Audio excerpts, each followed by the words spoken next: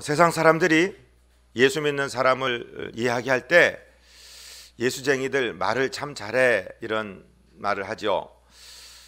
예수 믿는 사람들은 말을 잘하는 게 아니고 말도 잘합니다. 말을 잘한다는 것은 말을 많이 한다는 이야기는 아닙니다. 꼭 중요하고 꼭 필요한 말을 아주 딱 맞는 시간에 한다는 말이 되는 거죠.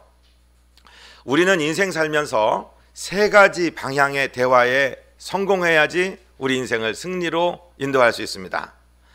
그 대상에 따라서 세 가지인데요. 첫째는 하나님과의 대화에서 승리하셔야 됩니다. 우리 하나님께 올리는 대화는 기도와 말씀으로 구성이 되어 있습니다. 우리가 기도를 올리고 말씀을 통해서 하나님의 말씀을 듣는 것입니다. 하나님과의 커뮤니케이션에 능통하신 분들 되시기를 주님 이름으로 축복드립니다.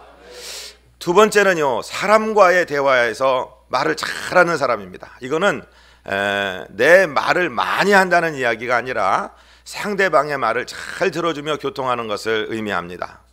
이 대화가 되지 않기 때문에 그렇게 사랑하는 사람하고 헤어지기도 하고, 자기 배 아파서 난 자식하고도 말이 안 통해서 담을 쌓고 지내기도 하고, 같은 부모 밑에서 태어난 자식들이 연락을 끊기도 하고, 이런 고통을 겪기도 하는 것입니다. 사람과의 대화에 승리하시는 저와 여러분 되시기를 주님 이름으로 축복드립니다. 마지막 세 번째 대화는 자기 자신과의 대화입니다. 우리는 말을 안 하는 것 같지만 자기 자신과 늘 대화하고 있습니다. 여러분, 자신과의 대화에서 승리하시는 저와 여러분 되시기를 주님 이름으로 축복드립니다. 빌리 선데이라는 분은 빌리 그레엄 목사님이 이전에 사역하신 분인데요. 이분은 원래 야구선수 출신이에요. 국가대표 야구선수 하려다가 부상을 입어서 참 괴로워하고 있을 때 하나님께서 너는 내 국가대표를 만들어 주겠다 하시는 말씀을 듣고서는 이제 세 가지 약속을 했어요. 365일 매일 하나님, 내가 하루에 15분 동안 하나님 말씀 듣겠습니다. 그리고 하루에 15분 동안 하나님께 말씀드리겠습니다. 그리고 하루에 15분 동안 다른 사람에게 하나님에 관하여 말하겠습니다. 그 사람은요, 참으로 한 시대의 획을 긋는 놀라운 전도자가 되었고 하나님의 영광을 드러내는 사람이 되었습니다. 작은 하나의 습관, 그것을 이어가면서 대화에 승리한 사람이 되었고 하나님께 영광을 돌리는 멋진 사람이 되었다는 것입니다. 오늘 우리가 본문 말씀을 통해서 하나님과 어떻게 대화해야 하느냐, 어떤 자세로 하나님께 나아가야 되느냐 하는 것을 우리가 묵상하기를 원합니다. 때로는 하나님께서 우리와 아주 다이나믹한 역동적인 대화를 시작하게 하기 위해서 우리를 아주 곤궁에 빠뜨리시는 것처럼, 정말 세상의 눈으로 볼 때는 이제는 아무런 소망이 없어졌다, 이제 나는 절망이다, 나는 마치 절벽에 선 것 같다, 그렇게 느끼게 하실 때가 있습니다. 그리고 그때부터 하나님께서 당신의 사역을 시작하신다는 것입니다. 그렇게 따질 때 우리에게 다가온 역경, 위기는 사실은 위기가 아니라 기회가 되는 것입니다. 하나님께서 우리와 만나자, 이야기하자 하는 그런 기회가 되는 것입니다. 성경에는요, 많은 그런 상황들이 나옵니다. 그리고 인간의 눈으로 볼 때는 거의 절망적인 상황들이 항상 나옵니다. 그러나 성경의 모든 이야기는 그런 절망 같아 보이는 상황에서 하나님과 대화가 시작이 됐고, 그리고 하나님에 이끌려서 우리가 하나님과의 관계가 회복이 되고, 그것은 곧바로 기적으로 이어지는 것을 우리는 많이 목도하고 있습니다. 성경의 모든 이야기가 그렇습니다. 사실은 아무것도 없는 곳에서 만드신 창조의 이야기가 그렇고요, 100살 잡순 아빠하고 90살 잡순 엄마 사이에서 아기 낳는 이야기가 그렇고요, 홍해가 갈라지고 요단강이 갈라지고 구름 기둥이 있고 불 기둥이 있고 하늘문이 열리고 만나와 메추라기 쏟아진 모든 이야기가 다 기적의 이야기입니다. 다 안 될 것이 된 것입니다. 그리고 도저히 불가능한 상황에서 하나님과의 대화가 시작되면서 열리는 것입니다. 창세기 31장에 보면은요, 야곱이 처가살이 20년 마치고 자식들 얻고 아내들 얻고 큰 재산 얻어서 돌아오는데 그에게 있어서는 일생의 절체절명의 위기가 기다리고 있습니다. 이란성 쌍둥이인데요, 자기 형 에서가 400군사를 거느리고 자기를 치려고 오고 있습니다. 이거는 반드시 한번 넘어가야 될 것인데 자기의 힘과 능력으로는 도저히 감당할 길이 없습니다. 형제끼리 피 흘리면서 싸울 수도 없는 것이고, 그리고 자기에게 있는 사람들은 그저 양이나 기르는 사람들이고 어린 아이들이고 여자들인데 저기는 군사가 오고 있는데 어떻게 하겠습니까? 절망적인 상황에서 야복 강변에 엎드려 있을 때 자기 재산도 보내고 자식들도 보내고 아내들도 보내고 종들도 보내고 이제 혼자 단독자로 남아있을 때 하나님께서 야곱에게 말을 걸어오시고, 야곱이 끝까지 기도해서 그가 환도뼈는 맞았지만 그 이름을 이스라엘로 바뀌고 하나님의 은혜를 경험했던 것을 우리는 기억하고 있습니다. 많은 상황이 그렇게 시작됩니다. 이 아침에 목사님, 그게 야곱 얘기가 아니라 내 얘기입니다. 내가 정말 지금 견딜 수 없는 상황에, 어찌할 수 없는 상황에 있습니다라고 말씀하신다면 바로 오늘이 우리 하나님을 만나고 하나님과 나 사이에 언로가 열리고 하나님과의 대화에서 승리하시는 복된 기회의 날이 될 줄로 믿습니다. 정말로 늦어버린 것 같고 끝나버린 상황에서 하나님은 역사하시고 계신다는 것이지요. 오늘 본문이 있기 전에, 우리 본문 말씀에 들어가기 전에 주님께서 우리에게 기도를 가르치시는 아주 귀중한 구절 가운데 누가복음 18장 1절부터 3절의 상황이 있습니다. 우리 같이 주보를 보시면서 읽으시겠습니다. 예수께서 그들에게 항상 기도하고 낭망하지 말아야 할 것을 비유로 말씀하여 이르시되, 어떤 도시에 하나님을 두려워하지 않고 사람을 무시하는 한 재판장이 있는데 그 도시에 한 과부가 있어 자주 그에게 가서 내 원수에 대한 나의 원한을 풀어주소서 하되, 항상 기도하다가 낭망치 말아라는 것을 주님께서 강조하시면서 하나의 비유 이야기를 합니다. 오늘 등장하고 있는 이 가련한 과부, 성경의 시대의 과부는 정말로 없는 사람, 가난한 사람, 부족한 사람의 대명사가 과부입니다. 그리고 재판관은 그때 모든 힘을 가지고 있는 실세 중의 실세입니다. 더군다나 이 재판관은 하나님에 대한 두려움이 없습니다. 하나님 인정 안 하는 사람입니다. 그런가 하면 사람을 업신여기고 무시하는 사람입니다. 정말로 안하무인격인 사람입니다. 그런데 힘은 다 가지고 있습니다. 이 구도는 누가 말하지 않아도 정말로 바위와 계란과의 싸움이 될 수밖에 없는 상황입니다.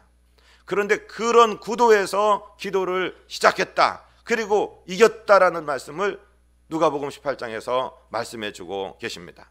저와 여러분이 처한 상황이 절망적이고 괴로운 상황이라면 정말 기도의 기회를 잡았다라고 생각하시기를 바랍니다. 오늘 본문 마가복음 7장 24절로 26절까지의 말씀을 읽습니다. 예수께서 일어나사 거기를 떠나 두로 지방으로 가서 한 집에 들어가 아무도 모르게 하시려 하나 숨길 수 없더라. 이에 더러운 귀신 들린 어린 딸을 둔 한 여자가 예수의 소문을 듣고 곧 와서 그 발 아래 엎드리니, 그 여자는 헬라인이요 수로보니게 족속이라 자기 딸에게서 귀신 쫓아내 주시기를 간구하거늘. 오늘 본문의 주인공은 두로에 사는 헬라 인종의 수로보니게 족속의 여자입니다.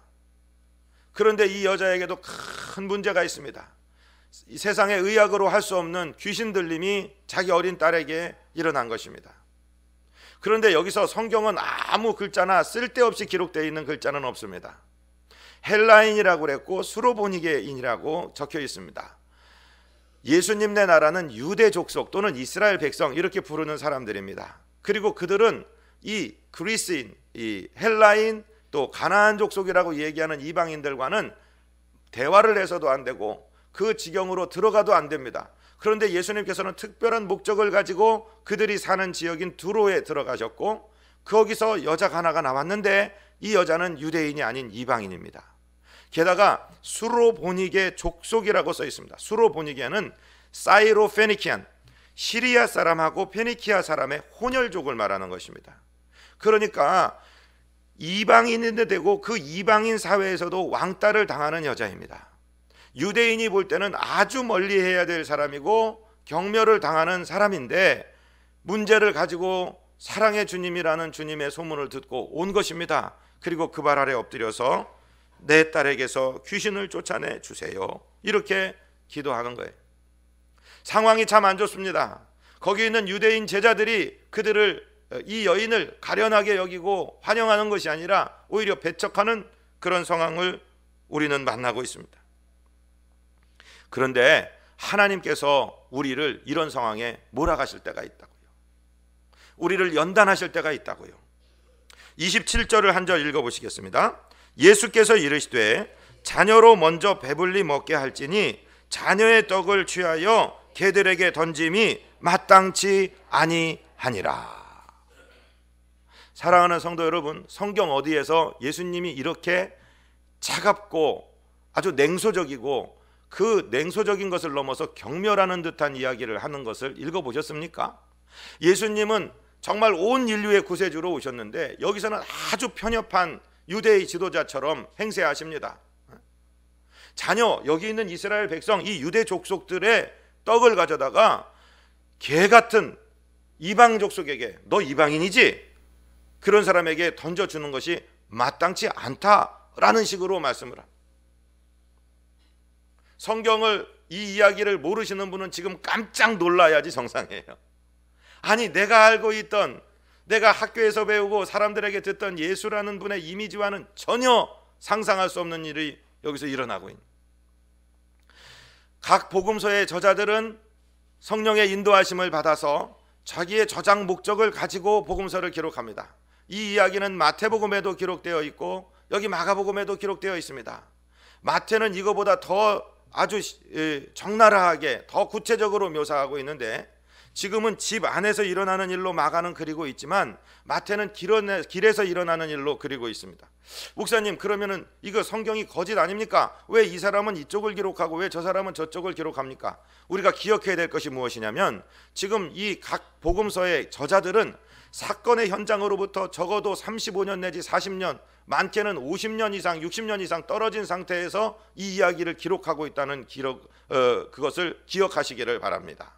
그리고 각 저자들은 자기의 기록 목적이 다 있습니다. 마태 같은 경우는 유대 족속들에게 예수님이 하나님이 예언하신 예언들의 성취라는 것을 나타내기 위해서 유대인을 주 독자로 해서 기록을 했고, 마가는 로마 사람들을, 또 누가는 그리스 헬라인들을 중심으로 기록했고, 요한은 세계 모든 사람을 위해서 기록했기 때문에 그 서술 방식이 다릅니다. 현장에서도 오히려 떨어져 있습니다. 지금 여기서 마가가 기록하고 있는 주된 이 마인 아이디어, 이 주된 사상과 마태의 상황이 좀 다릅니다. 마태의 기록에 의하면 이렇습니다. 이 여자가 뒤에서 소리 지르면서 주 다윗의 자손이여 나를 불쌍히 여기소서. 그런데요, 예수님이 한마디 대답도 안 하시고 앞만 보고 가는 거예요. 자꾸 시끄럽게 소리 지르니까 제자들이 예수님께 뭐라고 그러냐면, 뒤에서 저 여자가 소리를 지르는데 좀 보내십시오. 뭐 고쳐서 보내라는지 쫓아 보내라는지는 모르겠지만 하여튼 보내라고 제자들이 이야기했고, 예수님이 뭐라고 거기서 말씀하시냐면, 이 여자가 다 들릴 수 있는 음성으로 나는 이스라엘 집에 잃어버린 양 외에 다른 곳으로는 보냄을 받지 않았다. 즉 나는 저 이방 족속과 상관이 없다 하는 식으로 말씀을 하시는 거예요. 그런데 이 여자가 거기서 포기하지 아니하고 주님 발 앞에 자기 몸을 던져 엎드립니다. 주님, 나를 불쌍히 여겨 주옵소서. 그럴 때 하신 말씀이 자녀의 떡을 취하여 개에게 던짐이 마땅치 않다는 말씀입니다. 저는 고등학교 2학년 때 이 본문을, 이 마태복음을 통해서 읽다가 깜짝 놀랐습니다. 해석이 안 되는 겁니다, 도대체. 아니, 사랑 덩어리인 예수님께서, 하나님의 아들께서 어떻게 이렇게 냉담하실 수 있지? 아니, 냉담이 아니라 이 가련한 여자를 이렇게 박대하시고 나중에는 경멸적인 언어까지 어떻게 이렇게 하실 수 있지? 의문이 되었습니다. 제가 알던 예수님과는 전혀 다른 모습의 예수님이 등장했기 때문입니다. 성도님도 그렇지 않습니까?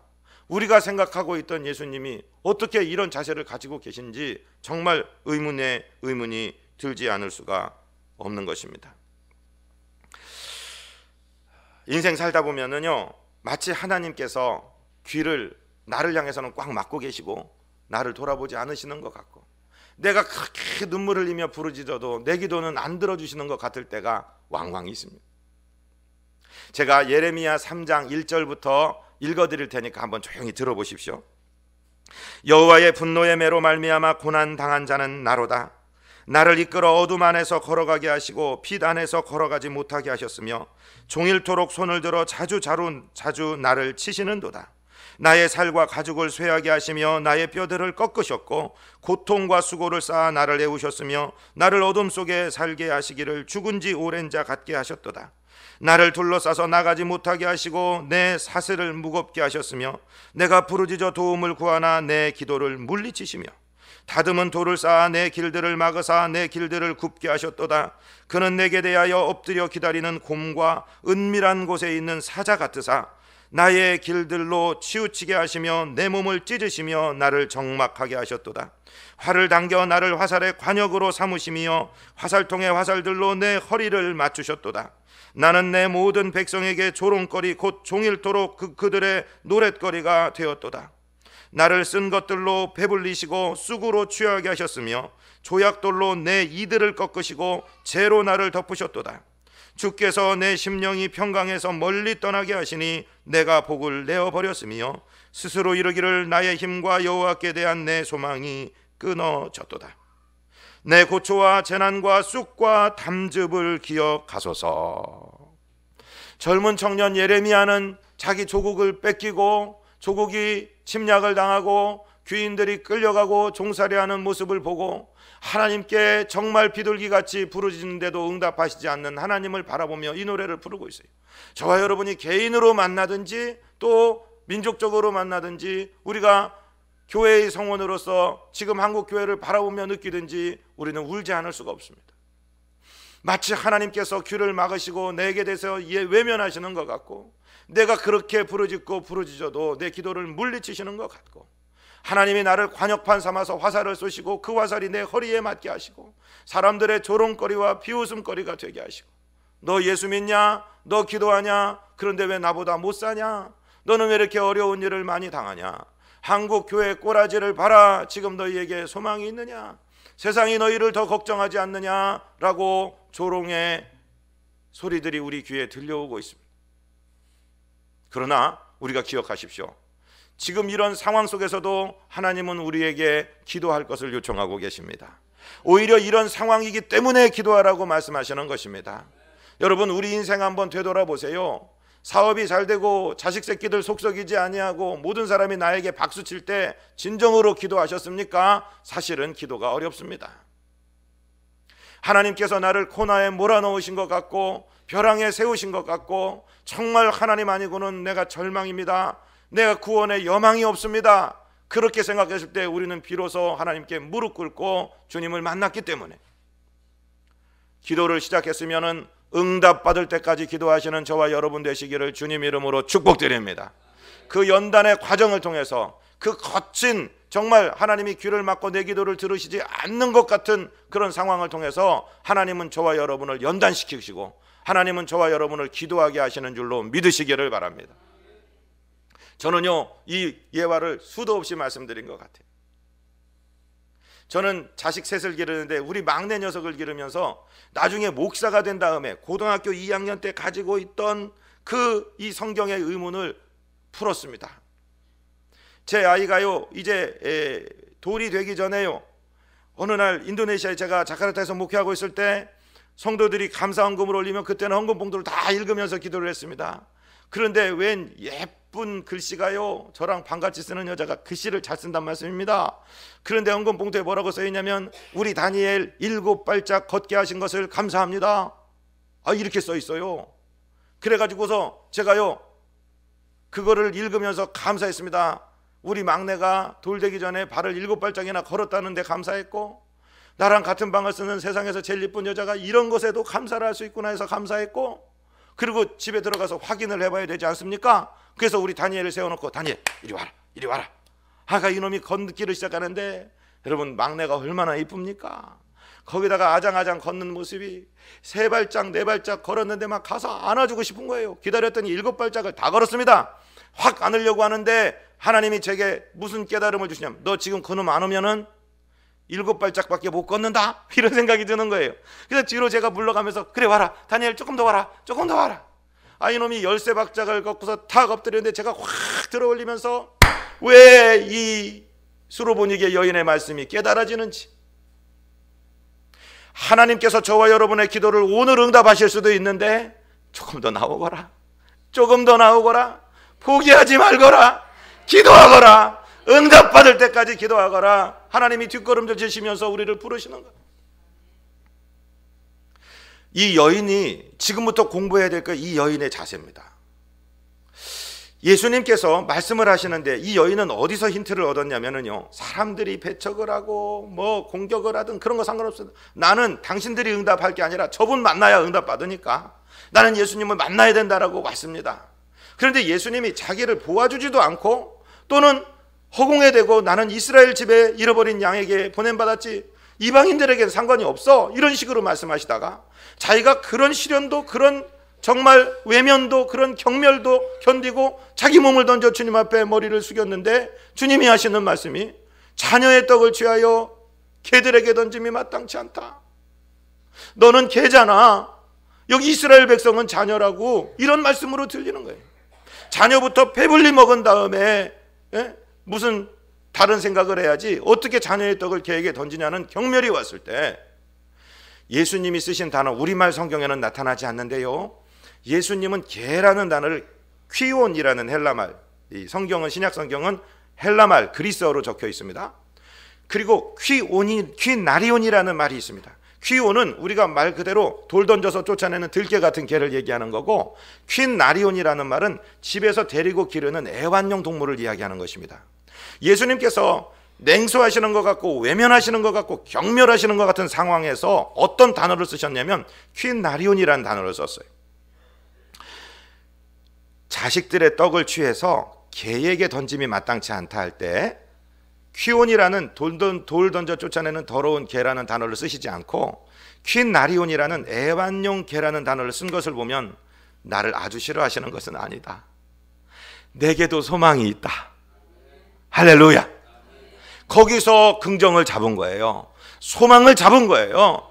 그러면서 이 여인의 입에서 위대한 고백이 나오는 것입니다. 우리 28절의 말씀을 같이 한번 읽겠습니다. 이에 여자가 대답하여 이르되 주여 옳소이다마는 상 아래 개들도 아이들이 먹던 부스러기를 먹나이다. 아멘. 주님 옳습니다. 나 개라고 하셔도 좋습니다. 그러나 상 아래 개들도 주인의 자식들이 먹다 던져주는 부스러기는 먹지 않습니까? 저는요, 이 여인의 고백이 뒤에 나오는 베드로의 주님 고백보다 더 위대한 고백이라고 생각합니다. 저와 여러분이 배워야 될 기도의 언어가 바로 이 언어인 줄로 믿습니다. 여러분 절대로 신앙생활하다가 포기하지 마십시오. 교회에 갔는데 목사가 눈길도 안 주고 다른 사람은 사랑하는 것 같은데 나는 거들떠 봐주지도 않는 것 같아. 오래 믿은 사람들이 말을 던지는데 정말 부주의한 말들 때문에 상처받았어. 이런 놈의 교회에 다녀서는 뭐해? 혹시 그런 생각하신 적 있습니까? 여러분 포기하시면 안 됩니다. 기도를 시작했다가 하나님 내 기도는 안 들어주시는 것 같아. 다른 사람들의 기도를 들으시는데 내 기도는 외면하시는 것 같아. 그렇지 않아요. 예수님은 지금 걸어가시면서 생각하십니다. 이 여인이 다윗의 자손으로 당신을 불렀기 때문에 하나님 내가 이 여인을 경멸하겠습니다, 박대하겠습니다, 외면하겠습니다. 그러다 이 여인의 믿음을 붙들어 주시옵소서.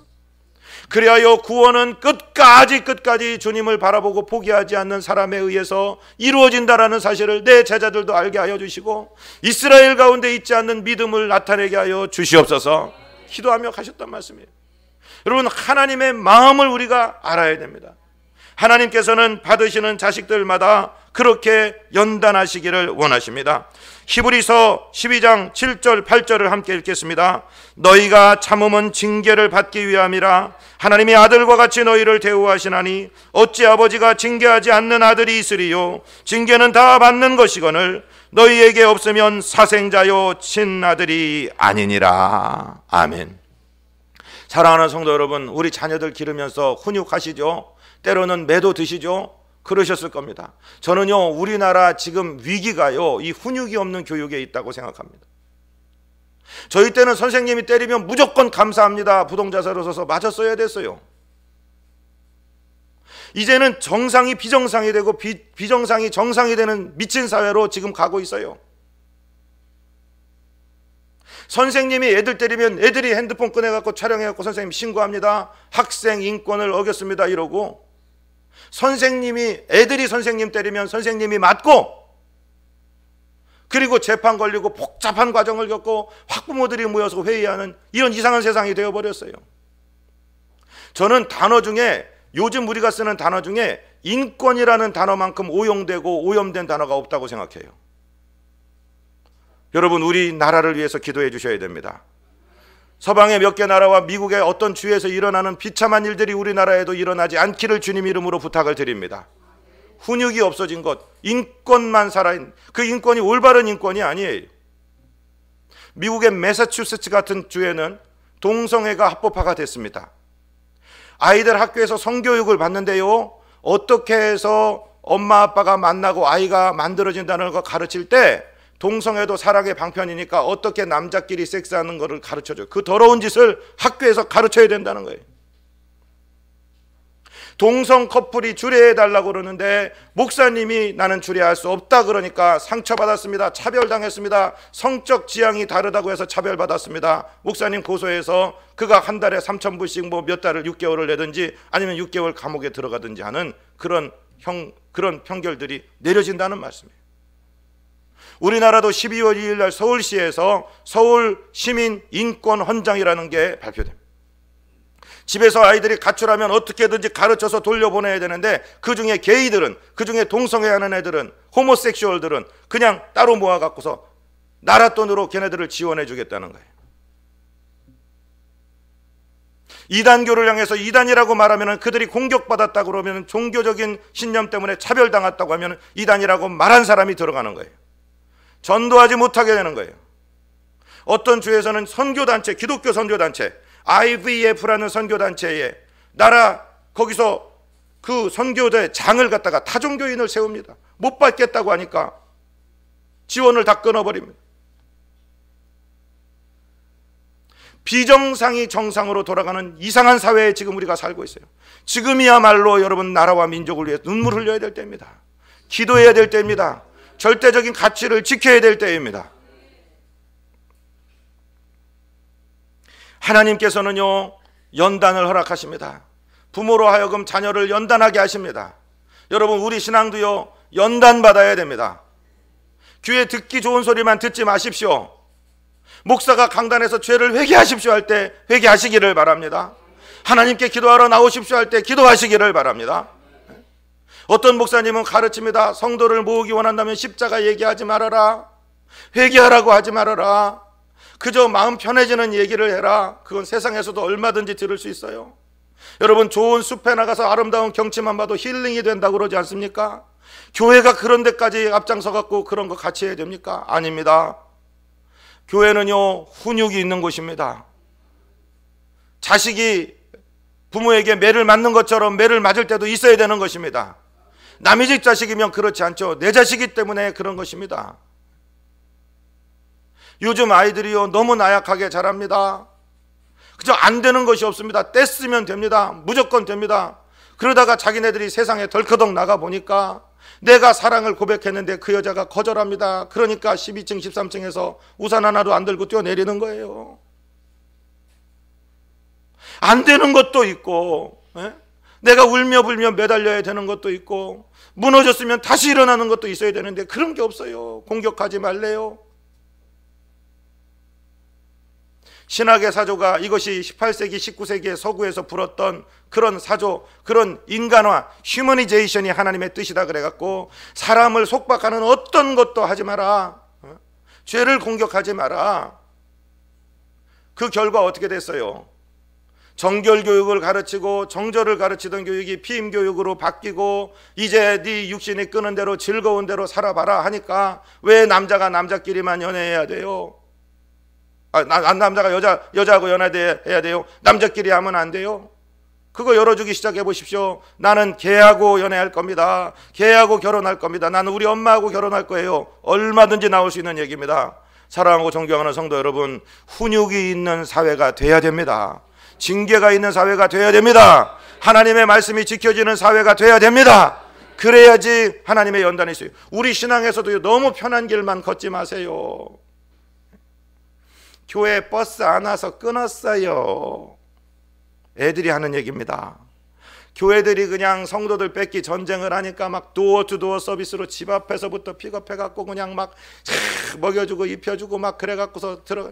조금만 어려움 생기면 교회 안 가요. 끊었어요. 마치 학원 끊듯이 끊었어요. 여러분, 신앙은 그렇게 받는 게 아니에요. 우리가 드리는 월십이라는 예배는 worth, 하나님께 가치를 드리는 거예요. 나의 것을 드리는 거예요. 교회 다니다가 누가 뭐라고 한마디 했다고 삐죽빼죽하고 잠을 못 자고 그러지 마세요. 우리 교회는 그런 밴댕이들은 없을 줄로 믿습니다. 누가 뭐라고 그래도 앞으로 전진하시기를 바랍니다. 기도하다가요 중단하지 마시기를 바랍니다. 응답받을 때까지 기도하시기를 바랍니다. 그리고 이제부터는 말씀을 신경 쓰십시오. 절대 긍정의 언어로 말하십시오. 주님 옳습니다. 개라고 그래도 좋습니다. 그래도 개들도 주인의 상에서 그 자식들이 먹다 던져주는 부스러기는 먹지 않습니까? 할렐루야. 재미난 얘기 해드릴까요? 저희 집에 이제 한 7개월이나 된 강아지 한 마리가 있습니다. 그 강아지 주인이 우리 막내인데요, 사료 이외에 절대로 어떤 것도 먹이면 안 됩니다. 자기가 주는 것밖에 먹이면 안 됩니다. 저는 근데 걔를 그렇게 안 길렀단 말씀이죠. 근데 제가 그 옥수수 뻥튀기를 먹다 떨어지는데 이놈이 탁 제가 그거 아빠 왜 먹이냐고. 그래서 이놈아, 성경적이야. 개들도 주인의 상에서 떨어지는 부스러기는 먹으라고 돼. 여러분, 어떤 부정적인 상황에서도 긍정의 언어로 말씀하시는 언어의 귀재들이 되시기를 주님 이름으로 축복드립니다. 기도할 때도 울고 부는 기도는 이제 그만하셔야 됩니다. 아까 예레미야 같은 기도를 드리고 싶을 때도 있으실 거예요. 드려보십시오. 그런데 말씀입니다. 그렇게 기도하다 보면 어느 순간에 성령께서 내 기도를 딱 낚아채서 끌어가시기 시작하세요. 예레미야 후반에 보면은 그렇게 말씀하세요. 여호와의 긍휼하심과 자비하심이 무궁하심으로 내가 진멸되지 않았습니다. 이것이 아침마다 새롭습니다. 할렐루야. 그리고 기도하는 거예요. 그리고 너희 청춘들아, 너희 입을 티끌에 댈지어다. 오히려 소망이 있을지로다. 너희가 수욕으로 배불릴지어다. 뺨을 때리는 자에게 뺨을 돌려댈지어다. 할렐루야. 세상 사람들과 다투지 마십시오. 인생에는요 KO승 없습니다. 판정승만 있는 거예요. 하나님의 앞에 와서 다 내어놓으십시오. 하나님 응답하실 때까지 기도하십시오. 그리고 세상에 나가서는 웃으십시오. 요새 살만해? 그러면 응 살만해 그러십시오. 할렐루야. 응답도 못할 사람들에게 우는 소리 하실 필요 없어요. 여러분, 정말 어려우세요? 경제 어려우세요? 안 어려워요. 안 어려워요. 뭐가 어려워요? 솔직히 얘기해 보세요. 우리나라 살기 힘드세요? 외국 나가서 안 살아봐서 그렇지. 새벽 2시에 전화 걸어서 짜장면 갖고 오라고 그러는데 갖다 주는 나라가 어디 있어요? 우리나라밖에 없어요. 할렐루야. 경제는 옛날부터 맨날 어려웠어요. 6.25 전쟁 때보다 지금이 어려워요? 훨씬 쉬워요. 어디 이민 간다고 함부로 말하세요. 이민 가서 소수민족 돼갖고 한번 고생을 해봐야 알지. 감사하시기를 바랍니다. 어떤 불평의 상황에서도 남들이 한숨 쉬고 못 살겠다, 이민 가자, 갈아엎자 할 때 하나님 감사합니다. 개들도 주인의 상에서 떨어지는 부스러기를 먹습니다. 하물며 나는 주님의 사랑받는 자녀입니다. 이 고통의 순간이 넘어가고 나면 나의 가는 길을 오직 그가 하시나니 그가 나를 단련하신 후에는 내가 정금같이 나오리라. 나는 일어날 줄로 믿습니다. 절대 긍정으로 기도하셔야 되는 것입니다. 왜 그러냐면요, 오늘 말씀 중에 가장 중요한 29절을 지금 읽으려고 하는 것입니다.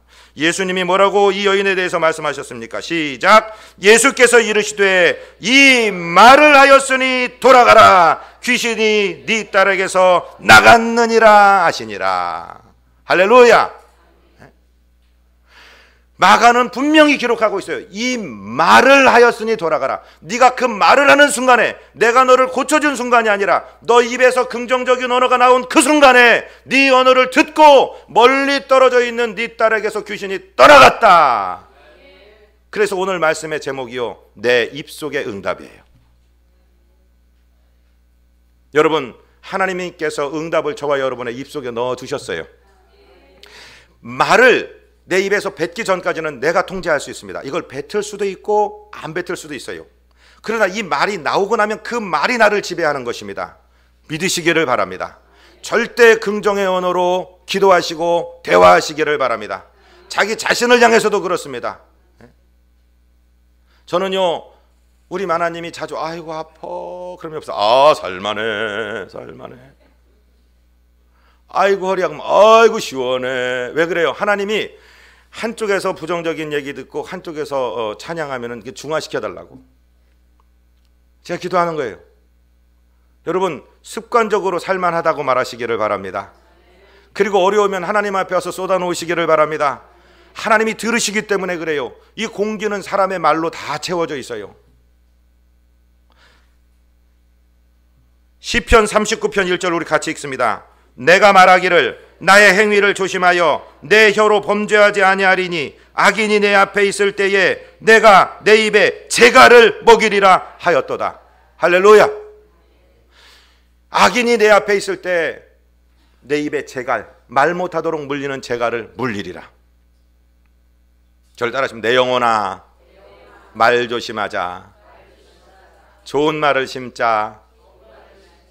할렐루야. 인생에 문제없는 인생은 없습니다.